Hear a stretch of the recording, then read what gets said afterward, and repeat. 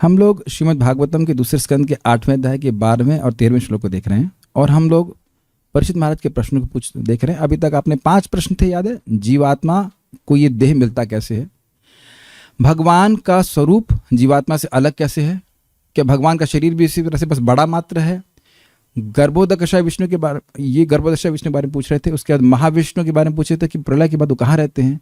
शेते सर्वगुहाशय और परमात्मा के बारे में पूछा और कल के श्लोक में उन्हें पूछा समष्टि जीवों के बारे में, कहाँ अवस्थित, थोड़ा डिटेल में बताइए कहाँ है, कौन है, इस तरह से। अब वह काल के बारे में प्रश्न कर रहे हैं 2 श्लोकों में 12 और 13 में, और क्यों कर रहे हैं चक्रवर्ती पाद की टीका से बहुत स्पष्ट समझा, बड़ा सुंदर कारण बता रहे हैं कि क्यों प्रश्न कर रहे हैं। इनका हर प्रश्न भक्ति परक है। भक्ति परक मतलब उसका तात्पर्य भक्ति है। अब आप लोग एक मन में प्रश्न आ सकता है, ये क्या भक्ति भक्ति भक्ति क्यों कर रहे हैं? देखिए, एक बात समझ लीजिए, वेदों का पका हुआ फल है भागवतम, और वेद में केवल 3 विषयों का वर्णन है, संबंध, अविधेय और प्रयोजन। जीवात्मा का भगवान से क्या संबंध है, उस संबंध को जागृत कैसे कर सकता है, और उसका प्रयोजन कृष्ण का प्रेम और कृष्ण की प्राप्ति, ये है। तो अब श्रीमद् भागवतम तो उसका पका हुआ फल है, तो वो पकी हुई बातें बोलेंगे ना, पत्ती वत्ती के बारे में क्यों बात करेगा, कर्मकांड के बारे में क्यों बात करेगा।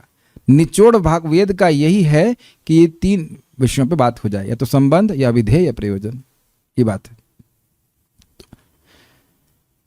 और इस संबंध में एक छोटी सी बात है, साइड पॉइंट है इसी संबंध में, कि श्रील हरिशौरी जी एक टीका में 10th कैंटो में कहते हैं कि जो व्यक्ति भगवान के नाम को बोलता है, वहाँ शब्दों को बड़ा इस्तेमाल करते हैं, श्रुति सुनता है, तो श्रुति अर्थात वेद का सारा अर्थ उसके हृदय में प्रकाशित हो जाता है। अब इसका क्या मतलब है, समझ गए क्या मतलब है? वेद का प्रयोजन है संबंध, अविधेय और प्रयोजन। तो जीव आत्मा को जाप करते करते, हरे कृष्ण मंत्र करते हुए, भागवत सुनते सुनते हृदय में स्वयं ही अपना कर्तव्य प्रकाशित होने लगता है। अच्छा, एक चीज बताइए, बिल्कुल ये किसी के ऊपर कोई आक्षेप नहीं है। अपने जीवन में हर समय या किसी विशेष समय आपके मन में आया था कि यार ये काम जरूर करना है, ये मेरे लिए बहुत अच्छा है, प्लीज। मैं भी देखो, मैं आईटी की तैयारी कर चुका हूं, तब मैं सोचता था कि मैं आईटी मेरे लिए बहुत अच्छा है। आप लोगों ने भी ऐसे सोचा है कभी कभी जीवन में? हर क्षण हम कुछ ना कुछ सोचते हैं, उसका हमारे स्वरूप से तो कोई संबंध नहीं था। अब मैं उपमा दे रहा हूं कि जैसे उस समय हम सोच रहे थे कि भाई हमारे लिए बहुत अच्छा है, ऐसे जॉब करते करते एक दिन हमको समझ में आ जाएगा, अभी तुम लोग जॉब कर रहे हैं, एक दिन अंदर से हृदय आएगा, नहीं मेरा एकमात्र कर्तव्य कृष्ण की सेवा करना है। आज बहुत स्ट्रांग रियलाइजेशन आया था कि मुझे कोई सेवा करने से नहीं रोक सकता भगवान की। पता है कौन रोक सकता है? मैं स्वयं। There is no one who is stopping me from serving Krishna except myself. क्या आप स्वीकार करेंगे इस बात को कि गुनाहगार मैं गुनाहगार मैं ही हूं, मैं ही सेवा नहीं कर रहा हूं? क्योंकि सेवा का प्रारूप कुछ भी हो सकता है। भगवान के लिए भोजन बनाइए, चाहे आप हरे कृष्णा कीर्तन करिए, चाहे भागवत सुनिए, कुछ भी, लेकिन आप देखेंगे कि हम ही अपने आप को रोक रहे हैं। जब भी नहीं करते, ऐसा नहीं कह रहा हूं कि सब लोग रोक रहे हैं, मैं अपनी बात कर रहा हूं। जब मैं कृष्ण की सेवा नहीं करता हूं तो स्वयं अपनी स्वेच्छा का प्रयोग कर रहा हूं कि नहीं करना है। भगवान की आप किसी भी इंद्रिय को अपनी किसी इंद्रिय से संतुष्ट करते ना, जीवन परफेक्ट है। भगवान के लिए भोजन बनाए, हाथ पांव से बनाते, पांव से नहीं हाथ से बनाते हैं, पांव से खड़े रहते हैं, वो परफेक्शन है। लेकिन अगर कोई सेवा नहीं कर रहा है, वो खुद की वजह से नहीं कर रहा है, ये बात बहुत सिंपल सी, लेकिन एकदम से अंदर से प्रकाशित होती है कि मैं गुनाहगार हूं, मैं हूं, मैं नहीं कर रहा हूं, अन्यथा कोई नहीं बोल रहा। एनीवेज, ये सब बातें कुछ हैं जो प्रकाशित होती हैं श्रीमद् भागवतम के श्रवण से। ये सब होता है जैसे हम वैसे से सुनते जाते हैं। अब हम लोग आगे सुन रहे हैं काल के बारे में। ओके, मेरे पीछे बोलिए। काल के बारे में प्रश्न किया गया, और अब ये प्रश्न अगर आप याद रखेंगे, मुझे पूरा विश्वास है कि याद रहेंगे कुछ प्रश्न, अगर किसी ऐसे प्रश्न हुआ तो याद रखेंगे। और इस प्रश्न के बारे में 3रे स्कंद में आपको सुनेंगे, टाइम का वर्णन वहां पे है। तो प्रश्न आएगा कि भाई मैत्रेय मुनि और विदुर जी के संवाद में टाइम की बात क्यों आई? क्योंकि मूलतः परीक्षित महाराज ने प्रश्न किए हैं। ये मुझको आज समझ में आ रहा है, मतलब अच्छा इतने ध्यान से तो कोई पढ़ा नहीं था। ओ अच्छा, वहां टाइम की बात इसलिए आई। नहीं तो मैत्री मुनि फर्जी प्रश्न कर रहे हैं, फर्जी बात बोल रहे हैं, फर्जी मतलब फालतू में बोल रहे हैं समय के बारे में। आप प्लीज भागवतम इस शैली को समझिए। आपने मुझसे कोई प्रश्न किया तो मैं उसका उत्तर वैसे नहीं दूंगा, यही प्रश्न उधर किया गया था। एक मन में मेरे ये भी प्रश्न आता है कि ये प्रश्न मैच कैसे कर जाते हैं। आपने मुझसे प्रश्न किया तो एक प्रश्न तो नहीं किए, 3-4 प्रश्न आप देखने कर रहे हैं, फिर नहीं यही प्रश्न वहां भी, वहां 5-6 प्रश्न नहीं किए। हमने कहा ये क्या सीक्वेंस है, जो भी सीक्वेंस वो है इस प्रकार से। तो जो प्रश्न परीक्षित महाराज कर रहे हैं उसी का उत्तर आगे भागवत में आएगा, और जो प्रसंग है उन प्रश्नों के उत्तर है। इस तरह समझते हुए चलना होगा। चलिए, यावान कल्पो विकल्पो वा यथा कालोनुमीयते, यावान कल्पो विकल्पो वा यथा कालोनुमीयते, भूत भव्य भवत् शब्द आयुर्मानं च यत्सतः, भूत भव्य भवत् शब्द आयुर्मानं च यत्सतः, यावान कल्पो विकल्पो वा यथा कालोनुमीयते, यावान कल्पो विकल्पो वा यथा कालोनुमीयते, भूत भव्य भवत् शब्द आयुर्मानं च यत्सतः, भूत भव्य भवत् शब्द आयुर्मानं च यत्सतः।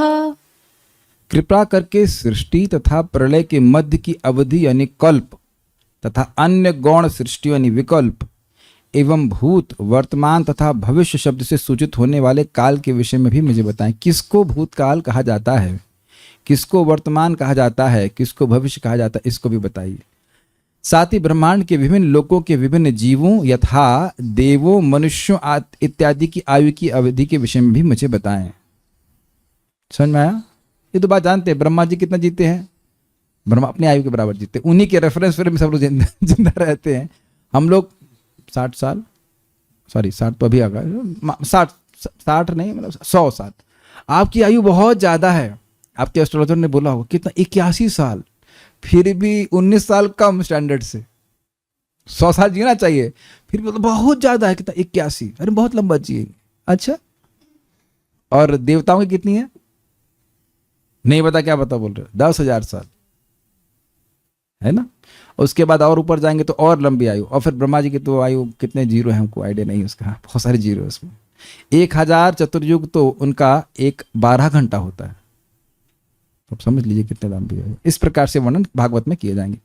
आपने देखा कि उससे हमारे कितने पैसे बच गए, पैसे बच गए। विश्व में कितने अरबों डॉलर की रिसर्च हो रही है कि दूसरे ग्रहों पर जीवन है, उसका हमको कुछ हिसाब नहीं, कितने जीरो उसमें लग रहे हैं इस खर्च में, आप इसका अंदाज नहीं लगा सकते। और यही भागवत से सुन करके आपने सुना, हाँ तो ग्रहों में जीवन है, क्या दिक्कत है। आप लोग कभी सोच रहे हैं कि उसमें पैसा लगाएंगे कि कोई कहे प्लीज डोनेशन दीजिए, हम लोग रिसर्च कर रहे हैं कि दूसरे ग्रहों में जीवन है या नहीं है। आप लोग 1 रुपया भी देने वाले हैं? तो यह तुम पैसा क्यों खर्च करो, बता तो रहे भागवत में प्रश्न किया गया, प्रश्न यह नहीं किया गया कि देवता हैं कि नहीं है, ये बताइए, ये नहीं गुजरा है। पूछ ये रहे हैं कि इनकी आयु कितनी है। इसका क्या मतलब है? इसका मतलब है जैसे कि मैं पूछूं आपके पिताजी की आयु कितनी है, तो स्वाभाविक सी बात है कि हम ये मान ले रहे हैं कि पिताजी हैं, कुछ कैच कर रहे हैं, सहज ये उनको ज्ञान था कि देवता हैं। आजकल लोग कहते हैं पता नहीं किसने देखा है, नहीं है, क्या है वह, इत्यादि इत्यादि। आप ये देख रहे हैं, जबकि इस जगत में हम सब कुछ सुन के ही स्वीकार करते हैं, ये पंखा है, ये लाइट है, ये कैमरा है, ये है, ये है, वो है, ये है। 250 वोल्ट का करंट कैसे मालूम चलता है? छू करके छू करके तो नहीं मालूम चलता। Is it not? कितना सिंपल सी बात है ना। हमको चमत्कारों पर विश्वास नहीं था। आपको ये चमत्कार नहीं लगता कि हम खाते अलग अलग चीजें हैं लेकिन रस में ट्रांसफॉर्म हो जाता है? और जिस वस्तु में जो रस है, हम तो बायोलॉजी बहुत नहीं पढ़े लेकिन विटामिन सी, विटामिन ए, वो सब अवशोषित हो जाता है। ये चमत्कार नहीं लग रहा जो शरीर में हो रहा है लगातार? ये कैसे हो रहा है? तो काफी आश्चर्यजनक चीजें हैं। अब ये इस श्लोक से शिक्षा बहुत स्पष्ट प्राप्त हो रही कि देवता हैं और इस कारण से उनके आयु के बारे में पूछ रहे हैं। अन्वय देख लेते हैं इसका। विकल्प गौण सृष्टि तथा प्रलय अथवा कल्प सृष्टि तथा प्रलय के बीच की अवधि को कृपया मुझे बताएं। ये समझ में आया आप लोगों को?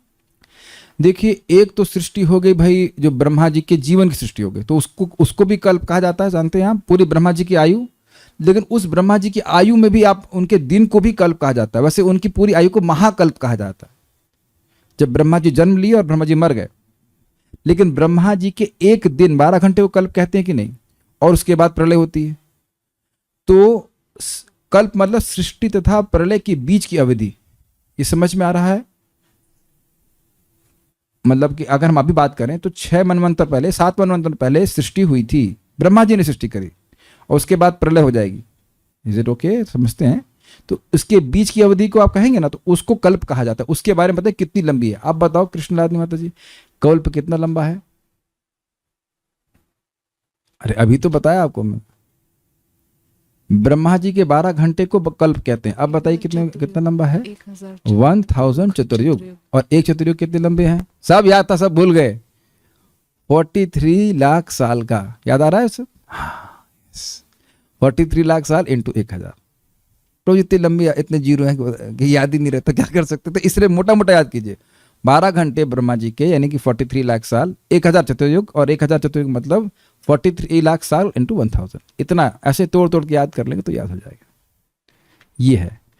और विकल्प, अच्छा, इसके बीच में बहुत सारी प्रलय होती है। इसका वर्णन आप 12वें स्कंद में और स्पष्ट रूप से सुनेंगे। आप ये मानते हैं कि शरीर की सृष्टि हुई, और ये मान रहे हैं कि हर दिन प्रलय हो रही है। एक तो ये भी हो रही है, और दूसरा मृत्यु के समय प्रलय हो जाएगी। तो ये प्रलय है। उसके बाद आप जानते हैं कि मनवंतर के बाद एक प्रलय होती है। इस सब का वर्णन आप कीजिए। भूत भवत भव्य च। भूत मतलब जो हो गया, भवत मतलब जो हो रहा है वर्तमान, और भव्य मतलब जो होगा भविष्य। इस शब्द से सूचित होने वाले कालः यथा अनुमीयते, काल को जिस प्रकार मापा जाता है, किसको आप वर्तमान कहेंगे?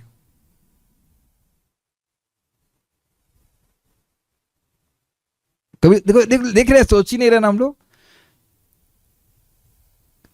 किसको वर्तमान कहेंगे आप? Very good. वर्तमान मतलब अभी, इसके पहले वाला सब भूत, इसके आगे वाला सब भविष्य, है ना? एकदम अगर कोई एकदम पूछ दे तो आप कहेंगे वर्तमान मतलब आज का दिन, लेकिन नहीं, आज का दिन नहीं। अच्छा, एक और बात विचारनी है, ये हमारे जप के लिए बड़ी आवश्यक है। नहीं, सुख नहीं, जप के लिए, हमेशा की चीज के लिए। सुख अनुभव किया जाता है,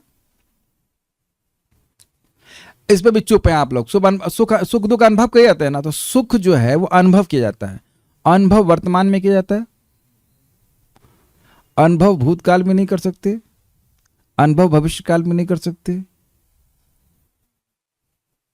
तब हमारा चॉइस है कि इस समय हम सुखी होना चाहते हैं कि दुखी होना चाहते हैं। कैच किया आपने? काफी इंटरेस्टिंग बातें हैं। वर्तमान में जीने का हम प्रयास करें तो बहुत सुखी रहेंगे, भविष्य में कभी सुखी हो नहीं सकते, क्योंकि भविष्य में कभी सुख का अनुभव भविष्य में नहीं किया जाता है, सुख का अनुभव वर्तमान में किया जाता है।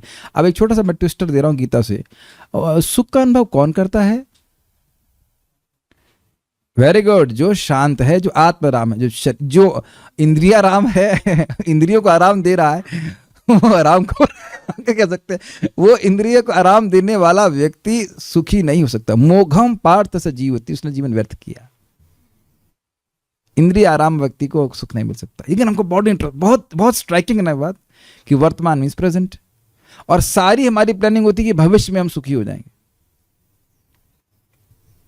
ठीक है, तो इस सब को कैसे मार पा जाता है उसको बताइए। यावन, उस काल के रूप के विषय में, तथा सतह। अब सतह का मतलब क्या है?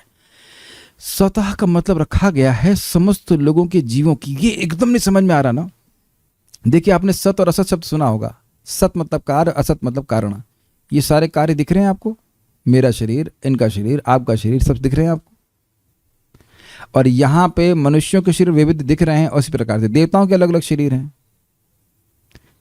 तो सतह, ये सब कार्य है कि नहीं, प्रकृति के कार्य। तो इनकी आयु मानम यतः, जीवन अवधि का जितना प्रमाण है वह कृपया मुझे बतलाइए। ये सतह शब्द समझ पा रहे हैं? सत सुना था आपने? सत मतलब कार्य, असत मतलब कारण। तो जितने भी कार्य दिख रहे हैं, क्या आप ये मानते हैं कि हमारा शरीर एक इफेक्ट है? सभी का इफेक्ट है, सभी का इफेक्ट है, मतलब सभी का शरीर एक इफेक्ट है। तो इन सारे इफेक्ट्स की अवधि क्या है? समझ में आया? हाँ, शेल्फ स्पैन भी कह सकते हैं, आपने सुना है? ये एक फ्रिज है, ये इफेक्ट है, ये भी एक इफेक्ट है, सब कार्य है। इसी तरह हमारा देह भी एक मशीन की तरह, यंत्र रूढ़ानी माया। तो इन यंत्रों का, देवताओं के यंत्रों का, मनुष्य के यंत्रों का अवधि क्या है, ये बताइए। ओके, इजी श्लोक। श्रीधरी, राजा परीक्षित ने इस तरह संदेह तथा विपर्य ज्ञान के द्वारा बहुत सी बातों को पूछा। अब वे बहुत सी अज्ञात विषयों को यावन कल्प इत्यादि श्लोक से पूछते हैं। महान कल्प ये संदेह बात समझ में आ रही है? संदेह किया था कि भगवान क्या केवल बड़े हैं? क्या केवल भगवान साइज में बड़े हैं और उनका भौतिक शरीर है? इस तरह का प्रश्न था ना। तो ये सब बातें हैं। महान कल्प और विकल्प अर्थात उसके अवान्तर भेदों को, महान कल्प हो गया ब्रह्मा जी का, अब कल्प का अलग अलग अर्थ है, अभी ऐसा मान के चलिए एक जीवन का अवधि भी हो गया और उसके बीच में उनके 12 घंटे भी हो गए, और विकल्प अर्थात उसके अवान्तर भेदों को, उसके अंदर जो बहुत सारे प्रलय हो रहे हैं उनके भेदों को आप बतलाइए कि विकल्प क्या है, कल्प क्या है, तथा जिस तरह से काल, भूत, भविष्य इत्यादि शब्दों का वाच्य होता है उसे आप मुझे बतलाएं। मतलब किसको कहते हैं भूतकाल, किसको कहते हैं भविष्यकाल, किसी को वर्तमान कहते हैं, ये बताइए। तथा सतह अर्थात स्थूल देह के अभिमानी देवता, पितृगण और मनुष्यों की आयु का प्रमाण मुझे आप बतलाएं। प्रमाण समझते हैं? प्रमाण मतलब एविडेंस नहीं, प्रमाण का अर्थ होता है कितना विस्तार है, कितना जीते हैं, यह है। कभी कभी लोगों को ये माइथोलॉजी लगता है कि लोग सतयुग में 1 लाख साल जीते थे, तो उनको बोलो कि भाई वो केमिकल वाला पोटैटो नहीं खाते थे हमारी तरह तो जिएंगे ना लंबा, चाउमीन और बर्गर नहीं खाते थे तो स्वाभाविक सा बात है जिएंगे। ये प्रभुपाद, आपको मजाक लग रहा है लेकिन प्रभुपाद जी प्रथम स्कंद से समझाएं कि ये क्या कहते हैं उसको, अप्राकृतिक जीवन शैली के कारण व्यक्ति का जीवन नष्ट हो रहा है, जीवन अवधि नष्ट हो रही है। तात्पर्य, भूत, वर्तमान तथा भविष्य ये काल के विभिन्न अंश हैं जिनसे इस ब्रह्मांड पर तथा इसकी सारी की सारी साज सामग्री में से जिसमें विभिन्न लोगों के प्राणी सम्मिलित हैं जीवन की अवधि यानी आयु सूचित होती है। स्पष्ट है। नेक्स्ट वाला बड़ा इंटरेस्टिंग है, काल की गति के बारे में बता रहे हैं, मेरे पीछे बोलिए। कालस्यानुगतिर्यातु लक्ष्यतेण विबृहत्यपि, कालस्यानुगतिर्यातु लक्ष्यतेण विबृहत्यपि, यावत्यः कर्मगतयो यादृशीर्द्विजसत्तमा, यावत्यः कर्मगतयो यादृशीर्द्विजसत्तमा। बहुत इंटरेस्टिंग। कालस्यानुगतिर्यातु लक्ष्यतेण बृहत्यपि, कालस्यानुगतिर्यातु लक्ष्यतेन विबृहत्यपि, यावत्यः कर्मगतयो यादृशीर्द्विजसत्तमा, यावत्यः कर्मगतयो यादृशीर्द्विजसत्तमा। कालस्यानुगतिर्यातु लक्ष्यतेन विबृहत्यपि, कालस्यानुगतिर्यातु लक्ष्यतेन विबृहत्यपि, यावत्यः कर्मगतयो यादृशीर्द्विजसत्तमा, यावत्यः कर्मगतयो यादृशीर्द्विजसत्तमा। कालस्यानुगतिर्यातु लक्ष्यतेन विबृहत्यपि, कालस्यानुगतिर्यातु लक्ष्यतेन विबृहत्यपि, यावत्यः कर्मगतयो यादृशीर्द्विजसत्तमा, यावत्यः कर्मगतयो यादृशीर्द्विजसत्तमा।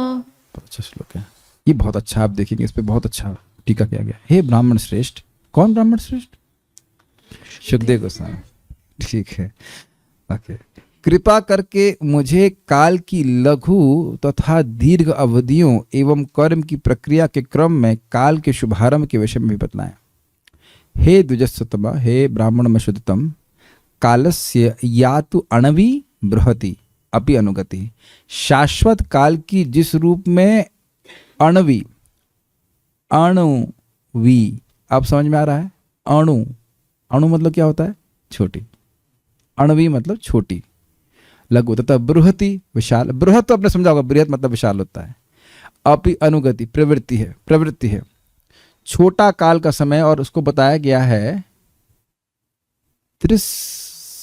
अभी मैं भूल रहा हूँ, तीसरे स्कंद वर्णन है, 1 सेकेंड का 1/11 बोलते हैं, वो सबसे छोटे समय होता है।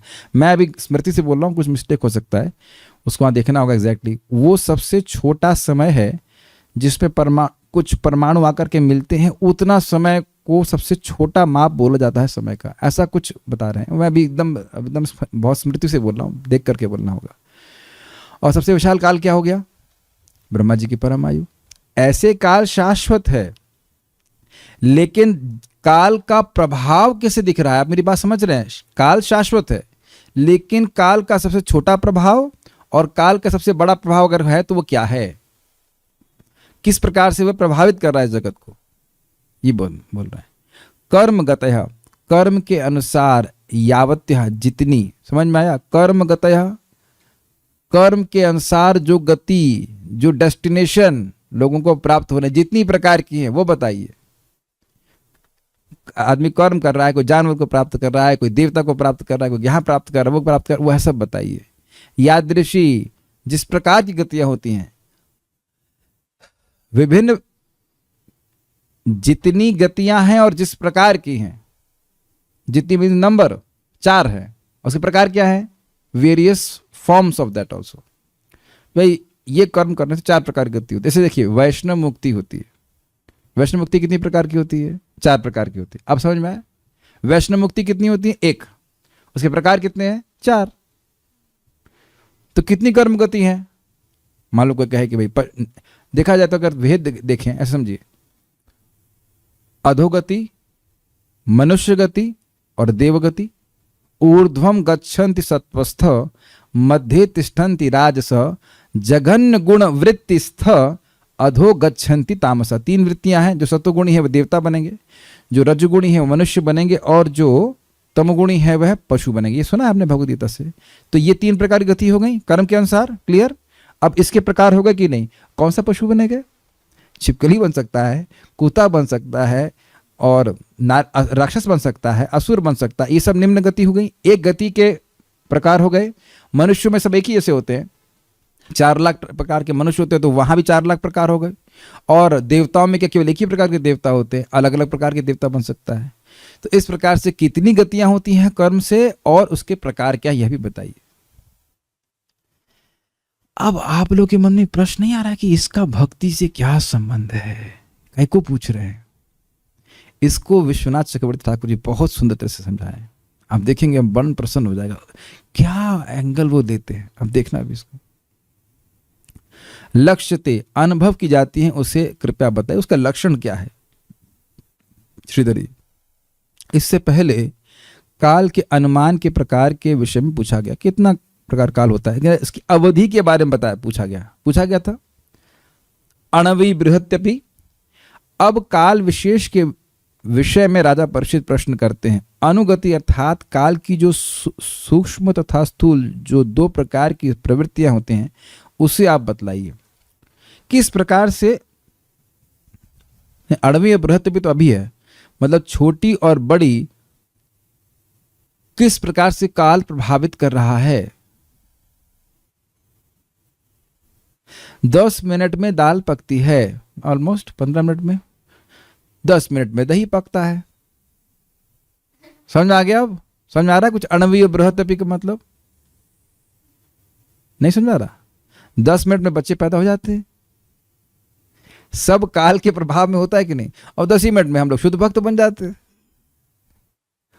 कहो कि सब कुछ, ऐसे सोचिए आप, मैं कहूं कि सभी कुछ कालांतर में होता है, ये मानते हैं? तो क्या ये सभी कालांतर एक ही होगा सब चीज के लिए? दही के लिए, संतान उत्पन्न करने के लिए, इंजीनियरिंग के लिए। अभी आपने बोला क्या आपका जो ट्रेनिंग होगा 4 साल का होगा, काउंसलिंग 1 महीने की होगी। तो दोनों में काल का अंतर हो ना, काल के अंतर्गत हो रहा है ना, लेकिन दोनों कार्य एक ही समय में तो नहीं हो रहा है। तो अणवी बृहत्यपि नहीं दिख रहा कि छोटा काल बड़ा काल? तो उस सबके प्रभाव को बताइए। काल का प्रमाण बता दिया। अब काल की छोटी गति और बड़ी गति, छोटे रूप में कैसे काल प्रभाव डाल रहा है और बड़े रूप में कैसे प्रभाव डाल रहा है, यह बताइए। और देखिए ये सब भगवान की शक्तियां हैं। काल भगवान की शक्ति है, किस तरह से कार्य कर रहा है वह बताइए, उसे आप बतलाइए। तथा कर्म गतः अर्थात काल द्वारा प्राप्त किए जाने वाले स्थानों तथा कर्मों के प्रकार को आप मुझे बतलाइए। ये इन्हें अच्छा अर्थ लिया है। कह रहे कि काल के द्वारा जो स्थान प्राप्त किए जाते हैं, जैसे अभी बात हुआ था कि स्वर्ग कितने समय के लिए प्राप्त किया जाता है? 10,000 साल के लिए। अच्छा, कौन से कर्म करने से मिलता है यह भी बताइए। ठीक है, अब हम देखते हैं जरा सारा दर्शनी को देखेंगे तो बहुत अच्छी टीका गई है। अनुगति अर्थात समय की प्रगति में अणवी अर्थात बहुत छोटे छोटे विभाग होते हैं। समय की प्रगति हो रही है, समय चल रहा है। एक अद्भुत बात है कि घड़ी को चलता हुआ हम देखते हैं तो सोचते हैं कि समय चल रहा है, और घड़ी हटा दें तो समय रुक गया, तब भी समय चलता है। घड़ी से तो हम खाली इसको एक नाप दे रहे हैं, लेकिन समय चल ही रहा है और समय का चलना हमको नहीं दिखता है। हर दिन अब देखो ना, हमारे कुछ बाल बढ़ जाते हैं, कुछ हो जाता है अच्छा ये देखो, बस समझ में आ जाएगा। हर दिन बाल बढ़ रहा है, लेकिन 4-5 दिन बाद देखते कि नाखून बढ़ गया। हर क्षण बढ़ रहा है, दिख गया आपको? हर क्षण बढ़ रहा है, वो नहीं दिख रहा है। आप आणविक प्रभाव नहीं देख पा रहे हैं, हर क्षण वाला प्रभाव नहीं देख पा रहे हैं, और आप 3 दिन 4 दिन बाद हमारा खून बढ़ गए, तो कुछ बृहत है ना उसके अर्थ में, तो कार्य से प्रभाव दिखा रहा है। ठीक है। आणविक अर्थात बहुत छोटे छोटे विभाग होते हैं, जैसे परमाणु। तो परमाणु तो एटम होता है। अब मैं भी भूल रहा हूं, लेकिन वहां पे मैटर और टाइम को लिंक किया गया कि इतने समय में जब कुछ आते हैं और वो अणु बन जाते हैं तो उसको परमाणु कहते हैं। उसका मैं भूल रहा हूं कुछ, हाँ कुछ ऐसे याद आ रहा है कि सूर्य जब चलता है तो सूर्य एक परमाणु को कवर करने में जितना समय लगाता है वह समय की सबसे छोटी अवधि। मैं बिल्कुल स्मृति से बोला, लेकिन एकदम ठीक याद आ रहा है। मैं कल रेफरेंस और दे सकता हूँ इसका। आप calculation of time from measurement of atom ऐसे कर कुछ है। अब मेरी बात समझे, मान लो ये एटम की परिधि है, जो मुझे एकदम याद आ रहा है, मैं अच्छे से पढ़ा तो इसलिए मुझे याद आ रहा है। तो जितना समय सूर्य उसको क्रॉस करने में लगाता है उसको सबसे छोटा समय कहा जाता है समय का। ये लार्ज साइज एटम बता रहा हूँ। मान लो ये एटम है, परमाणु है, तो इस भाग से उस भाग तक सूर्य को समय पार करने में जितना समय लगता है उसको काल का सबसे छोटा समय बोलते हैं। बट अभी इसको बातें तीसरे सुनेंगे, लेकिन ये सब बातें इस तरह से पूछी हुई, डिफाइन की गई। और बृहति अर्थात वर्षों के समान बड़े विभाग भी होते हैं। तो ये तो स्पष्ट है, इनके बारे में बताइए। देखिए आप लोग सोच रहे हैं, लेकिन हम लोग सुने हैं वर्ष के हिसाब से, लेकिन यह कभी नहीं सोचे कि ये 12 महीने सेट कौन किया। 15 महीने क्यों नहीं बोलते? Is it not? आप लोगों ने कभी सोचा कि 12 महीने क्यों होते, 13 क्यों नहीं? 365 को तो बहुत ऐसे डिवाइड किया सकता है ना, तो उसके बारे में बताइए। देख रहे सुनने का प्रभाव बचपन से। आज कौन सा संडे? आज संडे है, और कल मंडे और संडे में अंतर क्या हो जाता है? समझ में आ गया? सुन के स्वीकार कर रहे हैं ना, संडे और मंडे और ट्यूसडे सब एक ही तो डे होते हैं। तो सुन करके धारणा कर लेता है। एकादशी में सूर्य कहीं अलग से निकलता है। तो आप देख रहे हैं कि अलग अलग काल है, अलग अलग सब व्यवस्था है, तो कैसे इसको निर्धारण किया जाता है वो सब बताइए। एक बात तो स्पष्ट है, इसमें अपनी बात आप नहीं रख सकते। कौन सा काल कब है, उसका क्या प्रभाव होगा, ये हम अपने हिसाब से नहीं रख सकते, इसको अथॉरिटी सुनना पड़ेगा। लेकिन हम और आगे पढ़ते हैं। कर्म गतियों का तात्पर्य है पापपूर्ण या पवित्र कृत्यों द्वारा प्राप्त गंतव्य। स्पष्ट समझ में आया? कौन से कर्म गतयो शब्द है, पर देखें वापस।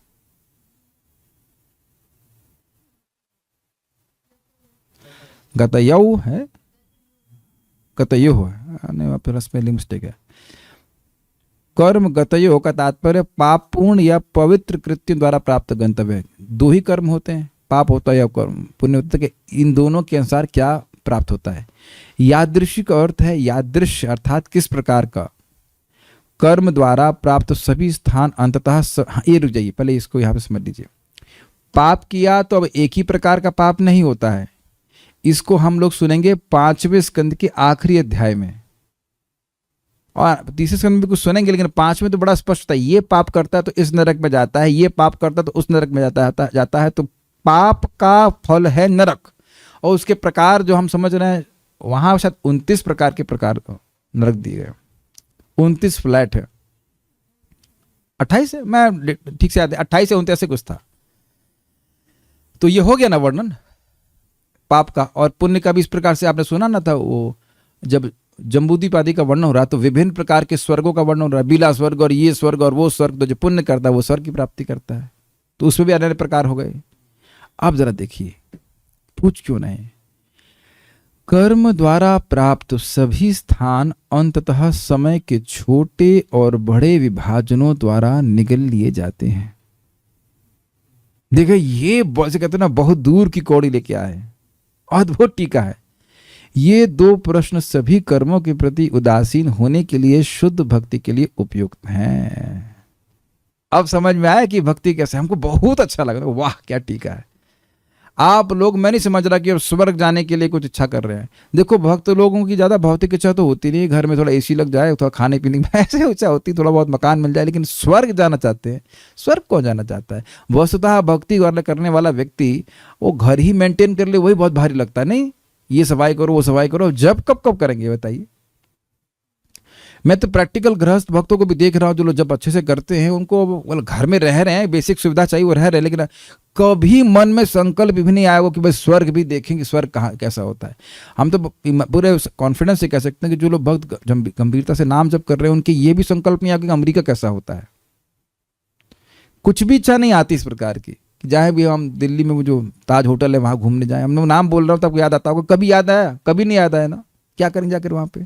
खाना तो अपना फ्री मिल रहा, अच्छा मिल रहा है। मुझे अब ऐसे बोल रहा हूँ तो याद आ रहा है मेरे को, हम जब भक्त नहीं थे, हम लोग स्कूल में पढ़ रहे थे, तो वहाँ का एक ताज होटल था, लखनऊ का भी। तो वहाँ हम लोग ने, अब मुझे याद आ रहा है कि वो ब्रेड क्या होता है, लेयर होती है ना ब्रेड की, बहुत सारी होती है उसमें, वो छाट सैंडविच टाइप कुछ खिलाया। तो मैं तब भी हमने कहा इसमें ऐसा क्या स्पेशल है कि इतना महंगा है। मैं उस प्रश्न का उत्तर ही नहीं जान पाया कि इसमें ऐसा क्या, मैं उस वक्त कि इसमें ऐसा क्या है जो इतना पैसा चार्ज कर रहे हैं, ऐसा क्या है जो उसमें इतना पैसा चार्ज कर रहे हैं। तो घर में बढ़िया प्रसाद खा लेते हैं, है ना। पैसा होने के बाद भी भक्त लोग तो अब नहीं होटल में जाके खाना खा रहे हैं।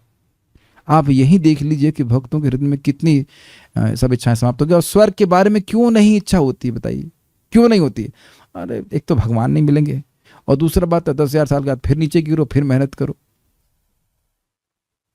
आप लोग के मन में कभी कोई, सब जानते हैं स्वर्ग है, कभी इच्छा है कि स्वर्ग कैसे जाएंगे? स्वर्ग जाने के लिए क्या भाई कौन कौन से नियम पालन करने हैं, कितने बजे उठना है, क्या पूजा करनी है, कभी संकल्प नहीं आया होगा।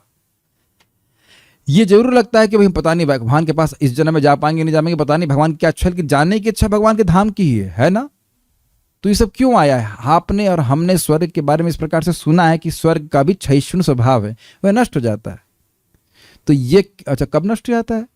तो आप जानते हैं कि एक मनवंतर में स्वर्ग की पूरी गवर्नमेंट चेंज हो जाती है, और सारे स्वर्ग आदि ब्रह्मा जी के एक दिन के अंत में नष्ट हो जाते हैं। शाश्वत काल में ब्रह्मा जी की परम आयु कैसी है, और ब्रह्मा जी का 12 घंटा, तो आप चुटकी भी नहीं बजा पाएंगे। तो आप समझ गए कि शाश्वत काल की बात समझे, आत्मा का स्वरूप को समझेगा तो स्वर्ग में क्यों जाना चाहेगा। मेरी बातें समझ रहे हैं? तो अब ये सब वर्णन जब होगा तो ये सब व्यक्ति को भक्ति की ओर प्रेरित करेगा। तो क्यों ना मैं उस शाश्वत स्थान की प्राप्ति करूं जहां से वापस नहीं जाऊं। ठीक है, भगवान कहते हैं जात श्रद्धो मत कथासु निर्वर्णः सर्व कर्मसु, जिसने मेरे लोक में श्रद्धा विकसित कर ली है और सभी कर्मों के प्रति उदासीन है। क्या मतलब है? श्रीमद् भागवत 11:20-27। कौन है जो भक्ति में प्रवेश करने का अधिकारी है? क्या हुआ?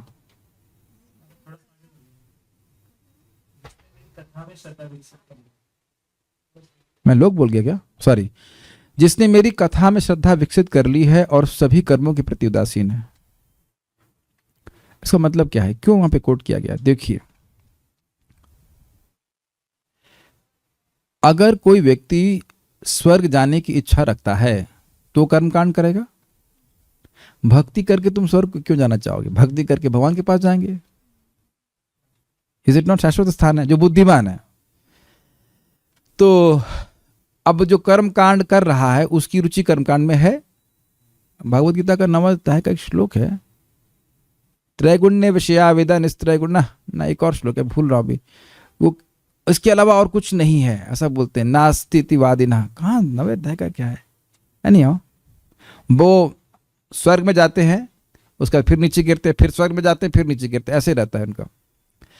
तो अब जो स्वर्ग के क्षयिष्णु स्वभाव को सुना, या वो सुना कि वे स्वर्ग मालूम न नष्ट हो, मेरा पुण्य नष्ट होगा तो क्षीणे पुण्य मर्त्य लोकम विशंति, मैं फिर नीचे गिरूंगा, तो वो क्या उसके प्रति उदासीन नहीं हो जाएगा?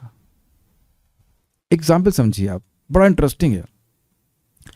हम एक वक्त से पूछ रहे थे, चर्चा हो रही थी कि कौन सा फ्लैट कहाँ कैसे लेना चाहिए। मेरे पैसे वैसे नहीं, हम खाली बात करने के तो पैसे लगते नहीं है। तो मैंने कहा यहाँ कैसा है वहाँ कैसा है, जस्ट बात कर रहे थे। मैंने कहा देखिए ये बिल्डिंग बहुत साल से बनी हुई है। That was very striking. जो बिल्डिंग 50 साल से पहले बन गई है, तो अब वो ज़्यादा टेंड कर रही ना डिके होने के लिए।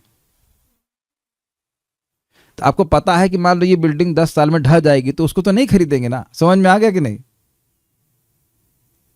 कुछ कैच कर रहे हैं? किराए पे रहने की बात नहीं हो रही। कह रहे मान लो आपको वहां पे मकान लेना है, मकान लेने पैसे लगते हैं कि नहीं, 25-30 लाख 40 लाख जो भी लगते हो, कहो कि ये 10 साल में ढह जाएगी, तो नहीं खरीदेगा, 40 लाख नहीं लगाएगा ना उधर। कैच कर लिया आपने? 40 लाख होने के बाद भी वो है पैसा नहीं लगाएगा, वो ढहने वाली भाई।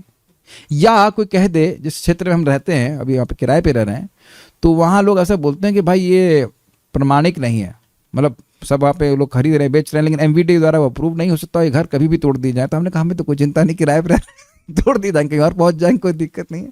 पुष्पांजलि वैकुंठ में भी स्थान है हमारा, तो इधर तोड़ देंगे वैकुंठ चले जाए तो वहाँ तक कोई तोड़ा नहीं जाएगा। लेकिन आप बताइए कि बहुत से लोग वहां पे मकान नहीं खरीदना चाहते हैं, जिनको ये पता है कि शायद ऐसे नहीं तोड़ा जा रहा तो नहीं तोड़ा जा रहा, कभी भी तोड़ा जा सकता है, तो नहीं खरीदेगा ना। आप बताइए आदमी, मैं प्रैक्टिकल एग्जाम्पल से बोल रहा हूं। तो अब आप बताइए कि जो व्यक्ति जान रहा है कि भाई शाश्वत समय में स्वर्ग की सत्ता क्या है, कुछ भी नहीं है, तो वहां के लिए प्रयास करना तो व्यर्थ है। अच्छा, और वो सुनेगा कि यद गत्वा न निवर्तन्ते तद धाम परमम्मा, तो भगवान के धाम चला जाऊंगा, तो 1 जन्म है, 2 जन्म लगेगा, 3 जन्म है, लेकिन अब हम स्थान तो परमानेंट ही लेंगे। इस जगत पे भी लोग, बहुत बार लोग किराए पे रहते रहते, तपस्या करते रहते, जोड़ते रहते पैसे ताकि परमानेंट मकान मिल जाए। क्यों, गलत तो नहीं कह रहे हैं, अच्छी बात है, बुढ़ापा कम से कम बढ़िया से बीते, है कि नहीं? ऐसा सोचते हैं कि नहीं? अब सोचिए, इसी बात को, इसी कंसेप्ट को लगा दीजिए कि भाई अब कुछ भी हो, ये यहाँ छोटे मोटे स्वर्ग के चक्कर में नहीं पड़ेंगे, भजन करते रहेंगे, अंत में भगवान के पास पहुंच जाएं और बस उसके बाद कोई टेंशन नहीं।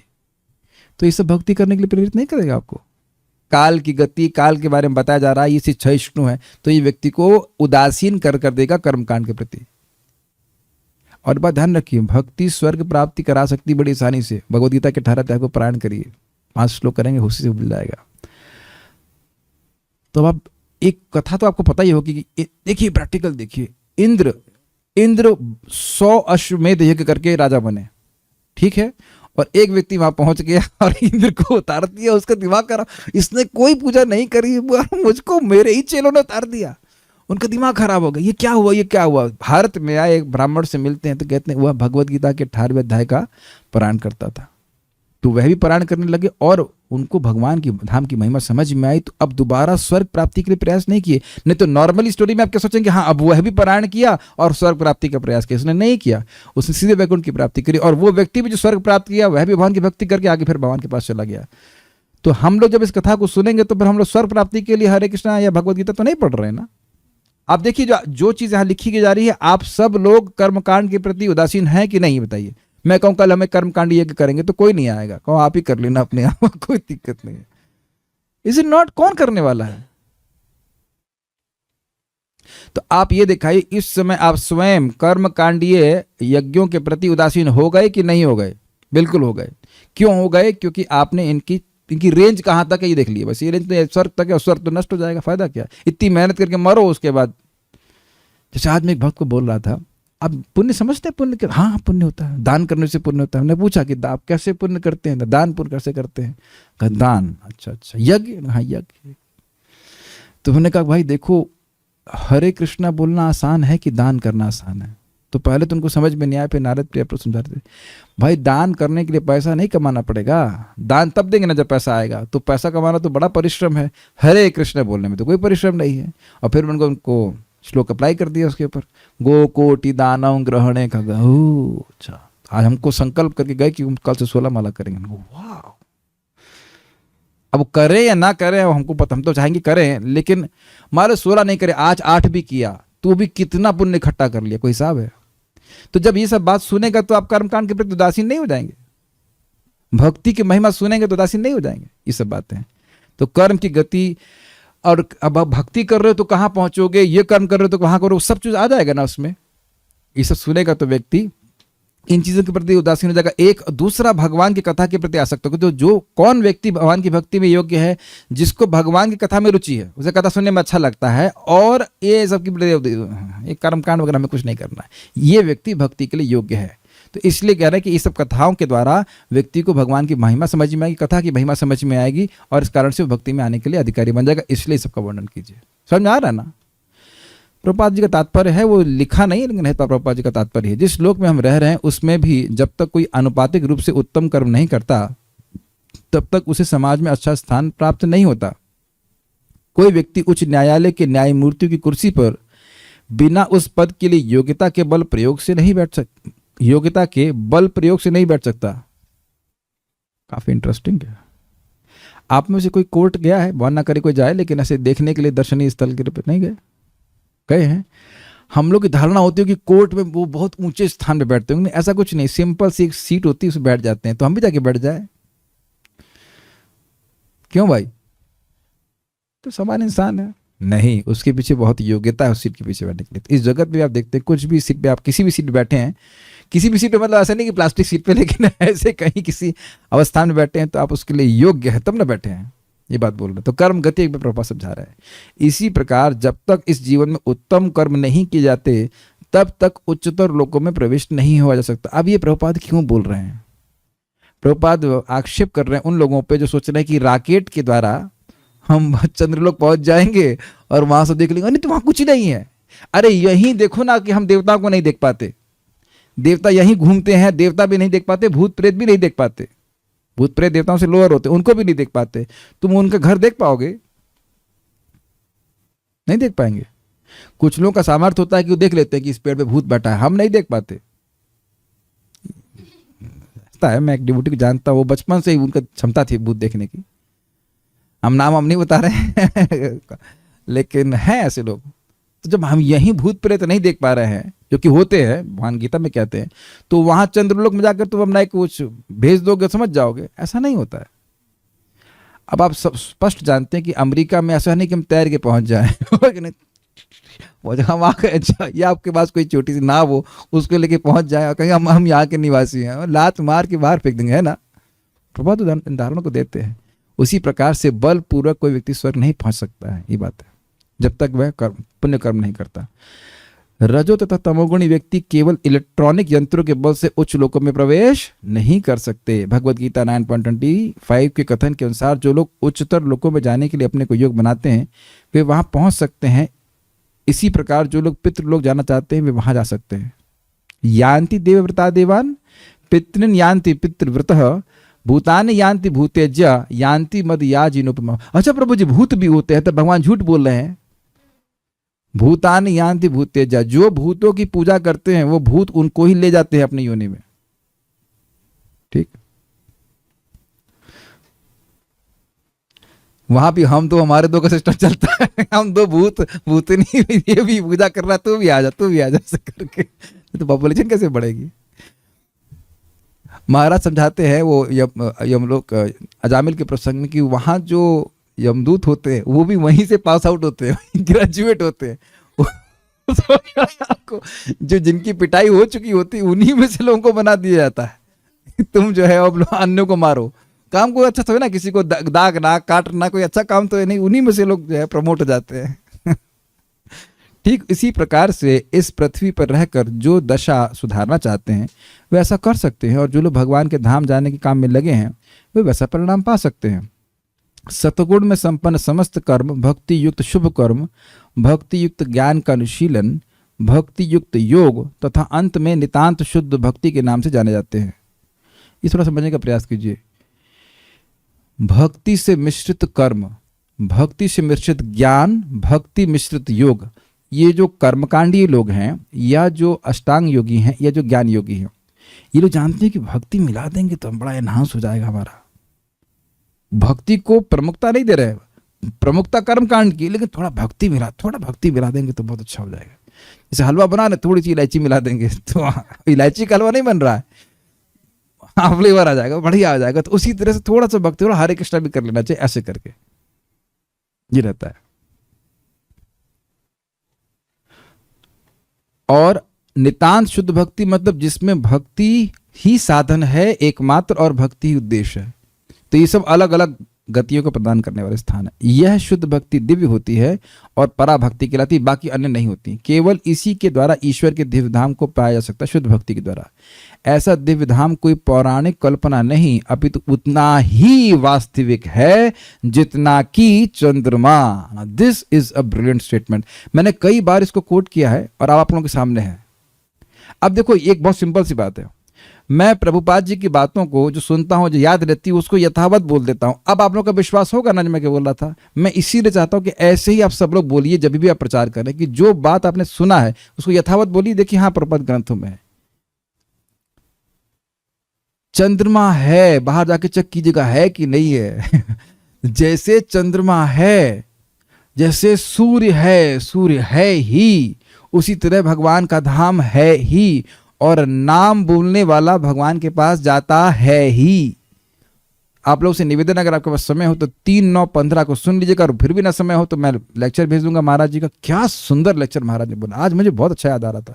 आज बहुत सारी घर में परेशानियां आ गई थी, पानी में ये प्रॉब्लम आ गया, ये प्रॉब्लम, 9:30 बजे तुम्हारा खत्म हुआ, किसी तरह से बहुत दिक्कत थी। पर मैं श्लोक अप्लाई किया कि मरने से तो श्रेष्ठ स्थिति में हूं ना, अभी मर तो नहीं रहा हूं। आज बिल्कुल टेस्ट नहीं था, बहुत सारे डिस्टर्बेंस थे, लेकिन आप ये समझिए कि कल हम सुबह मरने वाले नहीं हैं। उम्मीद है कि कोई नहीं मरेगा, तो मरने की स्थिति से श्रेष्ठ ही हैं। इस समय इतना मन हमारा डिस्टर्ब नहीं हुआ है कि हमको अब कोई अवेयरनेस ही नहीं है। महाराज कितना अच्छी बात बोलते हैं, इस पे कह रहे हैं कि देखिए, मरते समय व्यक्ति का मन कितना खराब स्थिति में रहता है। जिस माँ को वह संस्कार करके आया है देह, उसी को बोलता है माई माई अम्मा, ऐसे करके बोलता है। माँ तो मर चुकी, तुम उसका नाम क्या बोल के करोगे। या वाणी में स्थिति रहती कि लोग प करते, पानी भी नहीं बोल पाते, वाणी से भी ठीक से नहीं बोल पाते, और शरीर तो गंदा होता ही है। और ऐसी अवस्था में भी वो सहसा भगवान का नाम लेता है। यस्यावतार गुण कर्म विडंबनानि,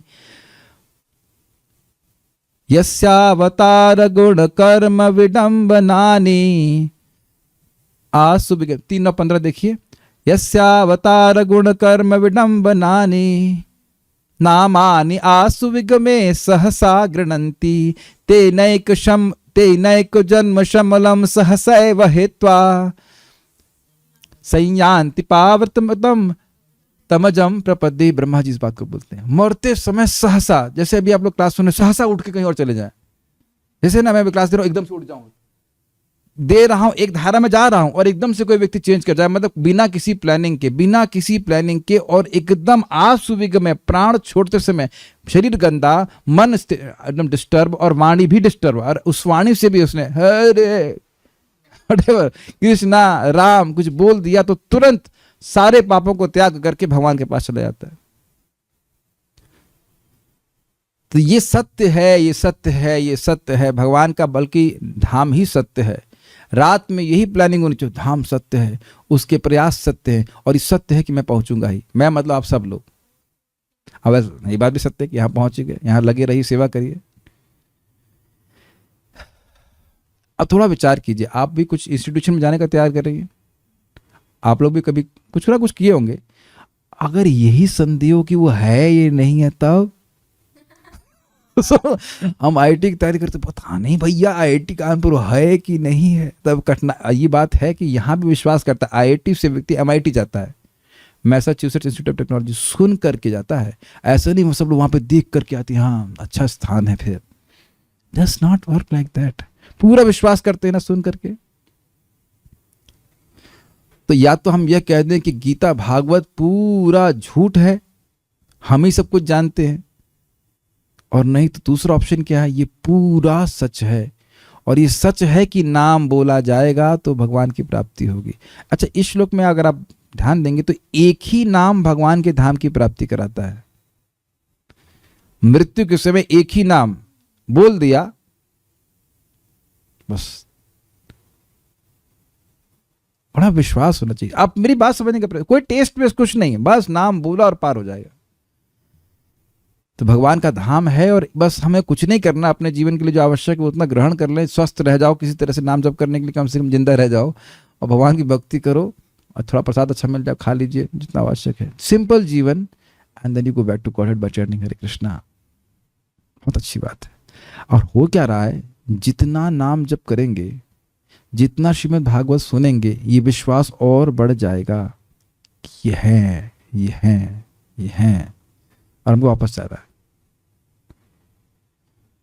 आप मेरी निवेदन मानिएगा कि इस जीवन में हमारा कर्म पे कोई कंट्रोल नहीं है।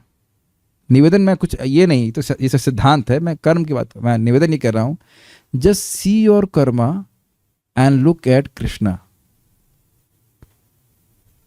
अपने कर्मानुसार जो भी हमें कुछ प्राप्त हो रहा है उसको देखते रहिए, ऑब्जर्व करते रहिए, उद्विग्न मत होइए। बीमार होंगे, दुखी होंगे, ये होगा फलाना कहना, उसके लिए जो आवश्यक है वो करते बैठिए, लेकिन दृष्टि भगवान के धाम पर रहनी चाहिए कि मुझे भगवान के पास पहुंचना है। और बहुत आसान है, हरे कृष्ण मंत्र के उच्चारण के द्वारा निरपराधिक रूप से नाम उच्चारण करेंगे, बिल्कुल पहुंच जाएंगे। हमको इस बात पे बहुत अच्छा लग रहा है, उतना ही वास्तविक है जितना कि चंद्रमा।